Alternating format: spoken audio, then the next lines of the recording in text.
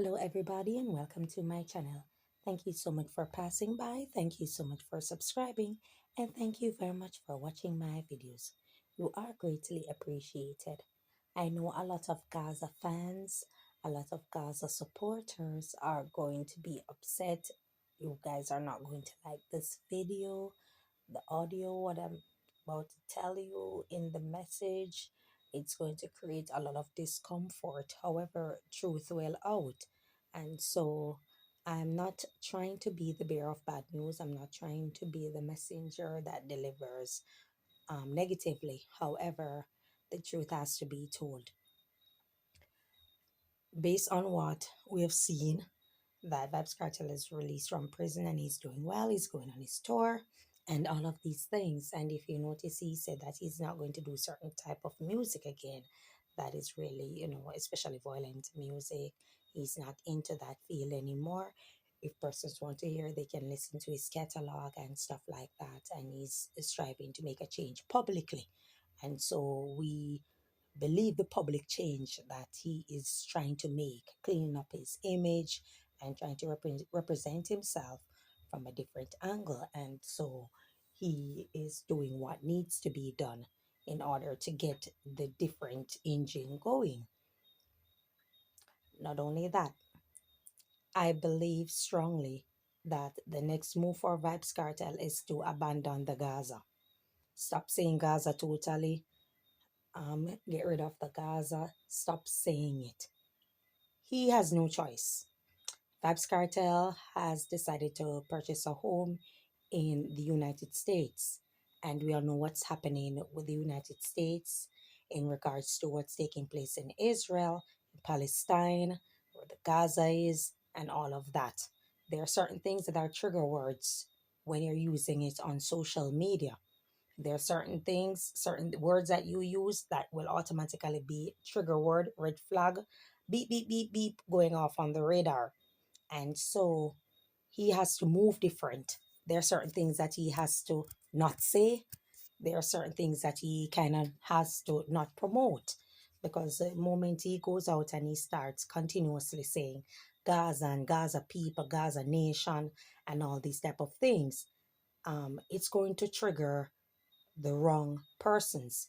He's going to garner attention from places that he really does not want that type of heat on him, especially at the time when he just did 13 years in prison and he was recently released and he's making money. He's doing what he needs to do. He's setting his own bar when it comes to the amount that he wants for his bookings.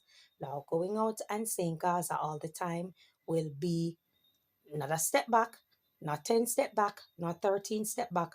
Very, very detrimental to him. His freedom will come into jeopardy and possibly his life.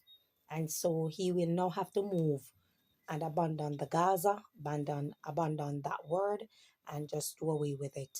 We see where he comes out and he's talking about God and he's putting out this type of music and stuff like that. Whether it is true or he's being misleading to the public, at the end of the day, publicly being the operative word, he is trying to clean up his image. And because he's now living in the United States, whether it be permanently or just a resident there, or whatever the case may be, he has to move different. Things that he was doing prior to going to prison, things that he was saying even after being released and was in Jamaica, he really can't do and say while he's in the United States because all eyes are on him. All eyes are on him. And if he's going out and he's typing Gaza Nation, saying Gaza this, Gaza that at a time when there's a war going on in the Middle East, it will never end well for Vybz Kartel. 13 years in prison, it will be nothing compared to what he would have dealing with. And, these guys, a lot of them, based on my research, a lot of these guys are naturally racist. Yes, you have a whole lot of multi-racial individuals from all over who are in the US military. However, a lot of these white guys who are in position of power in the upper house, whether it be through the CIA, through the FBI, they're really racist. When you check a lot of their backgrounds, most of them are raised in as Mormon. They were raised as Mormon. And if you study and understand the fundamentals of Mormon, a black person they don't believe can enter heaven. However, they believe that they can be converted, they can be a changed individual, and stuff like that. So they're racist to the core. A lot of these movements, a lot of these creed, a lot of these organizations are extension from the KKK. You understand? And this is where a lot of them were groomed. A lot of their foreparents were groomed and trained.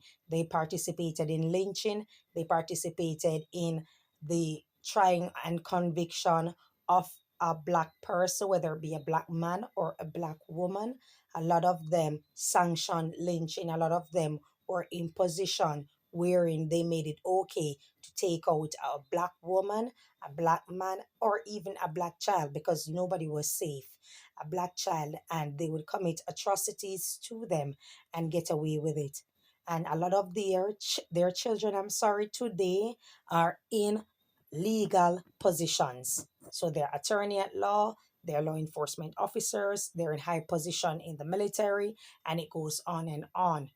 You are not about to change it because you come from a third world country and you major in entertainment, because the black community is not striving for power. The black community is striving to be respected and to entertain the world. And that's what we see taking place. And because of such, they know they're also a part of the engine that pushes these narrative, pushes this type of way of thinking, your mentality, how you see things after slavery. And so, with that being said, to this day in 2025, you have to be careful. Now, him leaving a third world country or a developing, I don't like to call Jamaica a third world developing country. It is a first world country. And I will get into that one day because when you check out tourism, when you check out the different means of transportation, when you check out a lot of amenities or infrastructure that is in the country and stuff like that, it really is a first world country. But for someone leaving Jamaica, residing in the United States after doing 13 years in prison, got back his visa and stuff like that, he will be under the radar. They'll be watching him like a hawk because he demanding $1 million US per show. As a black person, yeah, it might be ding a trigger because he is black, but a double trigger because he's also Jamaican. Yes, there are rappers out there who has that type of money that they're charging for their bookings and stuff like that. However, they're also under the radar. If you notice, these are people who always have a hold. They always have a hold on you. There's always something that you do that they hold. And so they are part of the engine that is in entertainment that knows which artists to break in the industry. People they always have a hold on. So whether they have a history of RAPE, they have a history of child molestation, they have a history of um committing unaliving people basically. They have a history of fraud, of scamming. They know who they know who to allow to be broken into the industry via these major record label. It goes hand in hand. And when you understand that, him leaving Jamaica, like I said, after being incarcerated, going over to the United States, um, setting his booking prices, which has really increased drastically, and he's doing well for himself. They automatically have a hold on him, and so he wants to move different. The political messages and political undertone that he used to send out, he has to tone down on it. A lot of things that he used to say that are and do that are controversial, especially when it comes to women, when it comes to social issues and stuff like that, he has to tone down on it. There are certain changes that he really has to make in order to remain in the United States alive and also as a free man. Certain behavioral practices and certain situations he has to do away with. And saying Gaza and stuff like that, he will eventually stop. So you guys will start to wonder why Vybz Kartel is not saying Gaza anymore down the line. Why is he not saying it? It's because he doesn't have a choice. You cannot be in the United States and promoting a place that is at odds with countries that are allies to the US, that the United States is actually helping to fund to fight a war. So if you're out there and you're promoting that, you are a major part of the problem, not because you are Jamaica. Remember that there was this Muslim guy, I think he was Mohammed Al Faiza.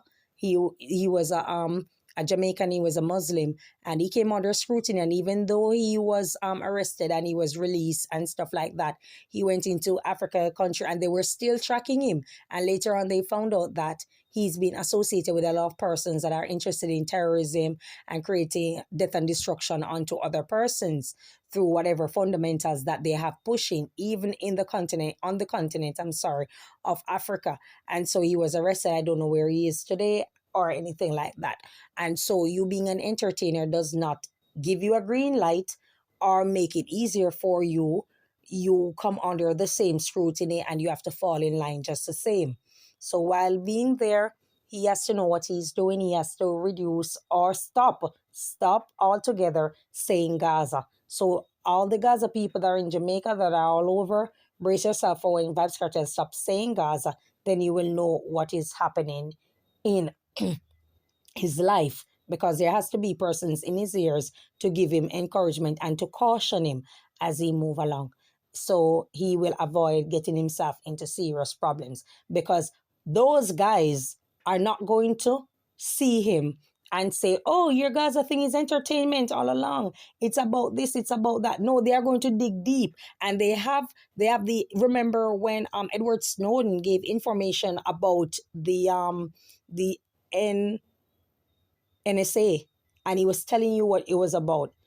He can't come and give them an excuse and say, oh, it's just my organization, it's just my group or my fans, I call them Gaza Nation. They are going to psychoanalyze every single situation and find out why you choose the word Gaza, and try to see what were you reading, what were you studying, what were you researching, who were you associating with in prior years and stuff like that, and try their best to see how well they can connect it to that actual region. If there anybody there or anybody from there who he was interconnecting with, or knew someone in Jamaica that they were interconnecting with that knew him and stuff like that, and then they trump up a whole bunch of charges on you and have him thrown into prison. It gets that deep.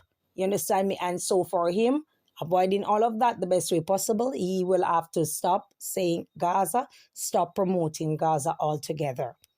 That's all I have to say. Thank you for your time. Enjoy your day. God bless you.